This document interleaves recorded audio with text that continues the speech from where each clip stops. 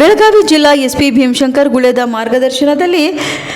ASP ಕು Shruti NS, ASP RB Basargi, DYSP Prashant Munnoli, police ಉಪಾಧೀಕ್ಷರು ಅಥಣಿ ಉಪವಿಭಾಗ ಹಾರೋಗೇರಿ, ಸಿಪಿಐ ರತನ್ ಕುಮಾರ್ ಜಿರಗ್ಯಾಳ,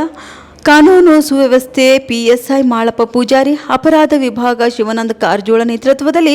ತಂಡ ರಚಿಸಿ ಪ್ರತ್ಯೇಕ ಕಳ್ಳತನ ಪ್ರಕರಣ ಇಬ್ಬರು ಕಳ್ಳರ ಹೆಡಮುರಿ ಕಟ್ಟುವಲ್ಲಿ ಯಶಸ್ವಿಯಾಗಿದ್ದಾರೆ. ಇದೇ ಜೂನ್ ತಿಂಗಳಲ್ಲಿ ಅಳಗವಾಡಿ ಬ್ಯಾಂಕ್ನಲ್ಲಿ ನಿನ್ನೆ ಖಾತೆಗೆ 40,000 ರೂಪಾಯಿ ಬಂದಿತ್ತು ಎಂದು ಮಹಿಳೆಗೆ ವಂಚಿಸಿದ ಕಳ್ಳನನ್ನು ಬಂಧಿಸಿ ಅವನಿಂದ ಒಟ್ಟು 80,000 ರೂಪಾಯಿ ಹಣ ಹಾಗೂ 64 ಗ್ರಾಂ ಬಂಗಾರದ ಆಭರಣಗಳು ಸೇರಿದಂತೆ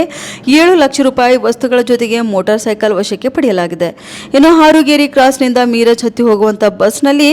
ಮಹಿಳೆಯ ಬ್ಯಾಗ್ನಲ್ಲಿ 3,60,000 ರೂಪಾಯಿ ಮೊತ್ತದ ಬಂಗಾರದ ತಾಳಿಯನ್ನು ಉದ್ದೇಶಪೂರ್ವಕವಾಗಿ ಕಳ್ಳತನ ಮಾಡಿದ ಕಳ್ಳನನ್ನು ಬಂಧಿಸಿ ಅವನಿಂದ 53.5 ಗ್ರಾಂ ಬಂಗಾರದ ಆಭರಣ,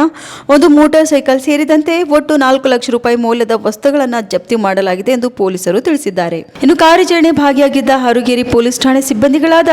B L Hosatti, Ramesh Mundinamane, AS Shandge, HR Ambi, PM Saptasagar ಹಾಗೂ ಟೆಕ್ನಿಕಲ್ ಸೇಲ್ ಪೊಲೀಸ್ ಅಧೀಕ್ಷಕರ ಬೆಳಗಾವಿ ಕಚೇರಿಯ ವಿನೋದ್ ಟಕ್ಕಣ್ಣನವರ ಕಾರ್ಯಾಚರಣೆ ಭಾಗಿಯಾಗಿದೆ.